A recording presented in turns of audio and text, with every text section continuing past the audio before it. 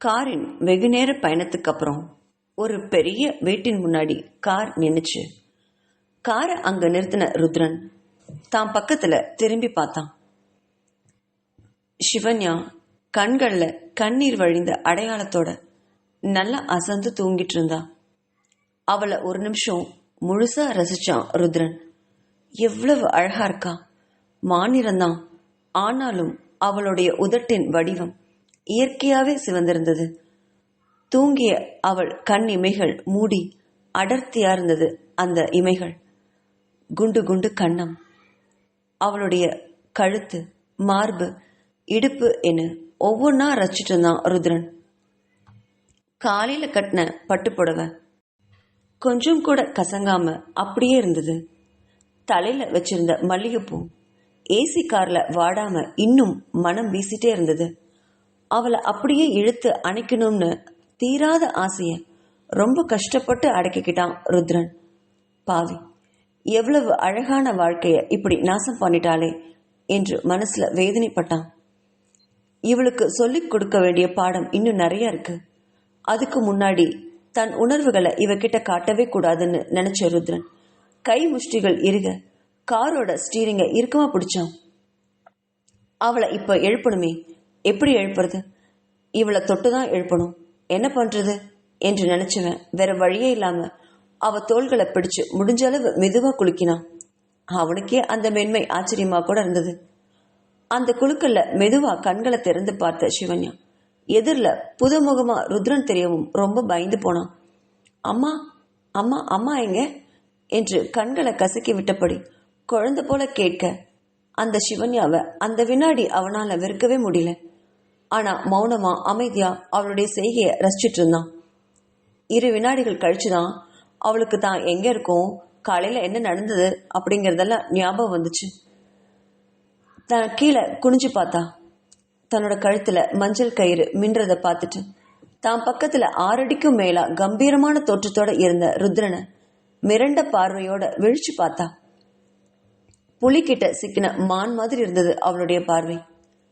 அதுல மனம் வேதனை உற்ற ருத்ரன் தான் முகத்தை அவளுக்கு காட்டாம கார் கதவை திறந்தபடி இறங்கு, வீடு வந்துருச்சு என்றான். கார்ல இருந்தபடியே வீட்டை பார்த்தா அது வீடே கிடையாது, அரண்மனை. சுத்தியும் இரவு விளக்குகள் அங்கங்க ரோட் லைட் மாதிரி எரிய பூக்களும் செடிகளும் வீட்டையே அலங்கரிச்சிட்டு இருந்தது. மெதுவா கார் கதவை திறந்து எழுந்து நின்னவளால சரியா அப்ப நிக்கவே முடியாம தடிமாறினான். ரொம்ப நேரமா காலை ஒரே பக்கமா வச்சிட்டு இருந்தனாலேயோ என்னவோ காலெல்லாம் மறுத்து போனது மாதிரி இருந்தது. ஒரு நிமிஷம் தன்னை சமாளிச்சுக்கிட்டா சிவன்யா. ஆனாலும் கார் கதவை சாத்திட்டு நடக்கும்போது இடையில தடுமாறி விழப்போனான். அந்த வினாடி அவளை ஓடி வந்து தாங்கிக்கிட்டான் ருத்ரன். அவளுடைய கை அவளுடைய வெற்றி இடுப்புல பதியவும் அந்த சூட்ல விதிர் விதித்து போன சிவன்யா அவனை பிடிச்சு ஒரே தள்ளா தள்ளி விட்டா. அவ தள்ளி விட்டதுல கோவம் அடைஞ்ச ருத்ரன், உன் திமிரு எப்பவுமே அடங்காதாடி, உன்னை என்ன நான் காதலோடவா பிடிச்சேன்? கீழே விழப்போனியேன்னு தாங்கி பிடிச்சா என்னமோ ஆம்பளைங்க உன்னை தொட்டதே இல்லைங்கிற மாதிரி இப்படி தள்ளி விடுறியே. இனிமே விழப்போறேன்னு வச்சுக்கோயேன், விழட்டும், கழுதனை அப்படியே விட்டுருவேன் என்றான்.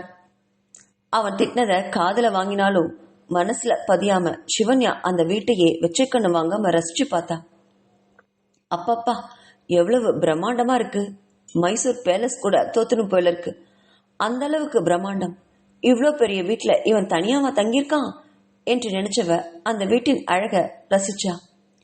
அவளுடைய பார்வையை தொடர்ந்து ருத்ரனும் அந்த வீட்டை பார்த்தான். அவனுக்கு இந்த வீடு பழைய நினைவுகளை நினைவுபடுத்துச்சு. இது என்னோட தாத்தாவுக்கு தாத்தா காலத்து வீடு, இங்க என்னுடைய சின்ன வயசு நினைவுகள் ரொம்ப நிறைய இருக்கு என்று கசந்த குரல்ல சொன்னவன் தன்னோட அம்மாவையும் அப்பாவையும் இப்ப நினைச்சு மனசு வேதனைப்பட்டான். இப்படியே வீட்டை முடிச்சு முடிச்சு பார்த்துட்டு இருந்தா எப்ப உள்ள போறது? எனக்கு குளிருது, வா உள்ள போகலாம் என்றபடி அவளுடைய கையை மறுபடியும் தொட்டான். அவன் தொட்ட கை ஏறிய அதை அப்படியே உதறினான் சிவன்யா. என்னை தொடாதீங்க சொல்லிட்டேன் என்றாள். அதை கேட்டு நக்கலா சிரிச்சவன், சரிதாண்டி உன்னை தொடல, வா உள்ள போலாம் என்றவன் அவளை கூப்பிட்டுட்டு உள்ள போனான். ஆமா, இந்த வீட்டை பார்த்தே இவ்வளவு அதிர்ச்சியா நிக்கிறியே, உள்ள உனக்கு என்னெல்லாம் அதிர்ச்சி காத்துட்டு இருக்கு தெரியுமா என்று இரு பொருள் பட பேசினா ருத்ரன். அவளுக்கு ஒன்னும் புரியல. தான் அம்மா அப்பா இவனை பத்தி விசாரிச்ச வரைக்கும் இவனுக்கு யாரும் இல்ல, கார்டியன் இவன் மாமா மட்டும்தான்னு கேள்விப்பட்டா. ஆனா இப்போ எல்லாருமே இருப்பாங்க போல இருக்கே என்று நினைச்சவ ருத்ரனின் பின்ன பயந்துகிட்டே போனான். வீட்டுக்குள்ள காலடி வச்ச அதே நேரம், ருத்ரன், ருத்ரன் வந்துட்டீங்களா என்று அவனுடைய பெயரை சத்தமா அழைச்சிட்டு ஒரு பெண் ஓடி வந்தா அவனை நோக்கி.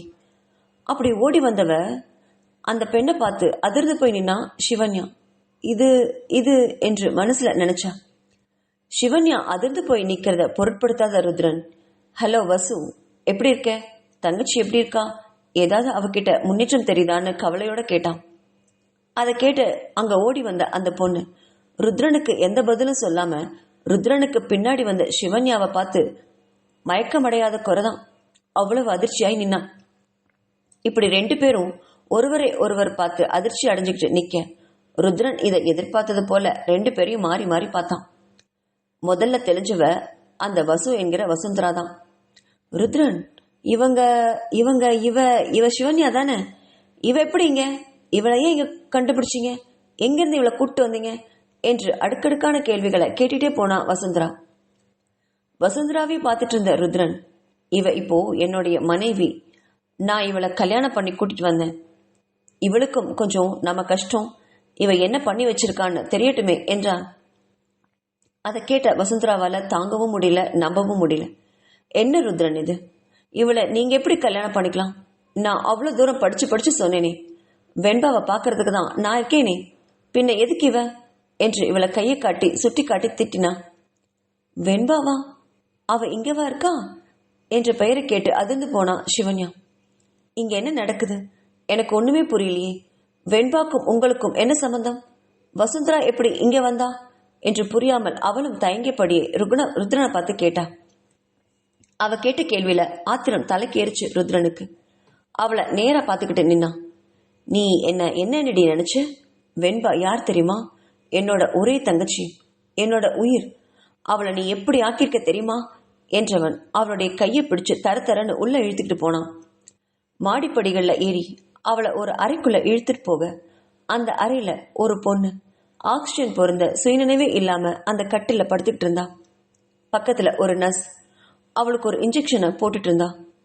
யார் அவ அப்படின்னு பாக்குறதுக்காக சிவன்யா அவ பக்கத்துல போக முயற்சி பண்ணான்.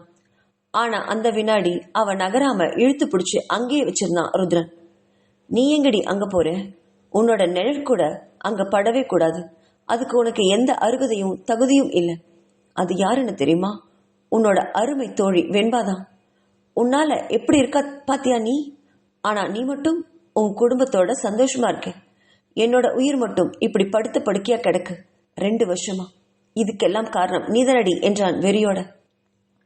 அவன் பேசுறது புரியாம திருன்னு விழிச்சா சிவன்யா. நானா? நான் எப்படி வெண்பாவை இப்படி ஆக்கியிருப்பேன்? என்னோட உயிர் தோழி அவ. அவளை எப்படி நான் இந்த நிலைமைக்கு ஆளாக்குவேன் என்று மனசில் நினைச்ச சிவன்யா. என்ன வளர்றீங்க?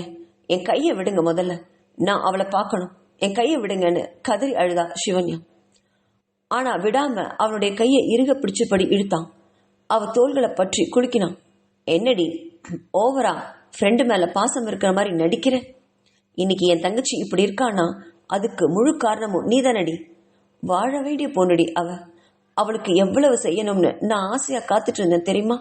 படிப்பு முடிச்சுட்டு வரட்டும், அவளுக்கு ஒரு நல்ல மாப்பிள்ளை பார்க்கணும்னு. ஆனா நீ என் தங்கச்சிய உரு தெரியாம அழிச்சு வச்சிருக்கேன். இப்படி சுயநினைவே இல்லாம எத்தனை வருஷமா இவ படுத்த படுக்கையா இருக்கான்னு உனக்கு தெரியுமா? உன்னை இங்க கொண்டு வர்றதுக்கு நான் எவ்வளவு பாடுபட்டிருப்பேன் தெரியுமா? இன்னைக்கு தாண்டி நான் நிம்மதியா சாப்பிட்டு தூங்க போறேன் என்றான் புலியாக கர்ஜித்தான் ருத்ரன். இல்ல, நீங்க சொல்றத நான் நம்பவே மாட்டேன். இது வெண்பாவே இல்ல, இது வேற யாரும். ஏன் வெண்பா எங்கேயோ ஒரு இடத்துல நல்ல சந்தோஷமா இருப்பா. இவ வெண்பாவே இல்லைன்னு கதறி அழுதா. அவ அழுகைய வேடிக்கை பார்த்துக்கிட்டே மார்பின் குறுக்கே கைகளை கட்டினபடி நின்றுட்டு இருந்தான் ருத்ரன். அழறியா? அழுடி, அழு, நல்ல அழு. நீ செஞ்ச பாவத்துக்கு தினமும் ஒவ்வொரு நிமிஷமும் நீ அழணும். இத்தனை வருஷமும் நான் அழுதேனே, அதே மாதிரி நீயும் தினம் தினம் என் கண்ணு முன்னாடி அழுதே சாகணும். என் தங்கச்சி படுற வேதனையை நீயும் படணும் என்று கொடுமையாக பேசினான் ருத்ரன். இல்ல, நீங்க சொல்றத நான் நம்பவே மாட்டேன். இது என்னோட வெண்பாவே இல்ல. நீங்க வேற யாரையோ கூப்பிட்டு வந்து வச்சு என்ன பழி வாங்க பாக்குறீங்க. நான் உங்களை அடிச்சதுக்காக இப்படி எல்லாம் பண்றீங்க என்றால் என்ன என்ன சொன்ன? இது வெண்பா இல்லையா? வாடி வா, ஒரே ஒரு தடவை முதலும் கடைசியுமா அவ முகத்தை நீ பாத்துரு. அதுதான் உனக்கு கிடைக்க போற கடைசி சான்ஸ் என்றவன் அவ கைய தரத்தரன்னு பிடிச்சு இழுத்துட்டு போய் வெண்பா படுத்திருந்த படுக்கைக்கு பக்கத்துல அவளை நிக்க வச்சான். அவளுடைய மாஸ்கை ரிமூவ் பண்ணு. பாருடி பாரு, இது வெண்பா தானே? என் தங்கச்சி வெண்பாடி இவ. எப்படி வச்சிருக்க பாரு நீ என்றான். அதை பார்த்த சிவன்யாவுக்கு தாங்கவே முடியல. இது வெண்பாவா? இப்படி குலைந்து போய் கிடக்கிறாளே, எவ்வளவு அழகா இருப்பா. தலையெல்லாம் கலைஞ்சு உடலெல்லாம் நழுங்கி போய் படுக்கையோட ஒட்டிக்கிட்டு எலும்பும் தோலுமா ஆகிட்டாளே. ஐயோ, இவ வெண்பாவா? என்னால நம்பவே முடியலே என்று தாங்க முடியாத சிவன்யா அவளை தொட்டு அழப்போனான். அந்த வினாடி அவளுடைய கைகளை இறுக்கமா பிடிச்சு தர தரன்னு அந்த அறையை விட்டு வெளியே இழுத்துட்டு வந்தான் ருத்ரன்.